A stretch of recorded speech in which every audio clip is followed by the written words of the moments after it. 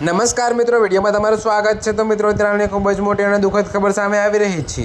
તો મિત્રો, તમને જણાવી દઈએ કે વડોદરા શહેરના સમા વિસ્તારમાં આવેલી મનોહર પાર્ક સોસાયટીમાં આજે એક દુઃખદ ઘટના બની છે।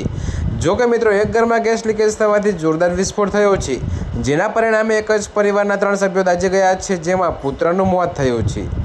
જી હા મિત્રો, તો તમને વધુમાં જણાવીએ કે ઘાયલોમાં રાજકિશોર ગુપ્તા, રીટા ગુપ્તા અને પ્રિયંકા ગુપ્તાનો સમાવેશ થાય છે, જેમને તાત્કાલિક સારવાર માટે હોસ્પિટલમાં ખસેડવામાં આવ્યા હતા। તો મિત્રો, ગેસ સિલિન્ડરમાં લીકેજ હોવાને કારણે ઘરમાં આગ ભીષણ લાગી ગઈ હતી। જો કે ઘરમાં રહેતા ગુપ્તા પરિવારના સભ્યો છઠ્ઠી મૈયાની પૂજા માટે ખૂબ જ ઉત્સાહ અને ખુશીમાં હતા।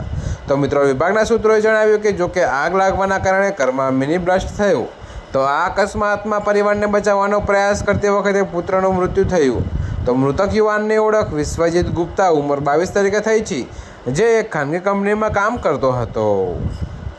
જો કે મિત્રો, પોતાના પરિવારને બચાવવા માટે પોતાનો જીવ જોખમમાં મૂકનાર વિશ્વજીતના મૃત્યુથી સમુદાય અને પરિવારના શોકની લાગણી ફેલાઈ ગઈ છે।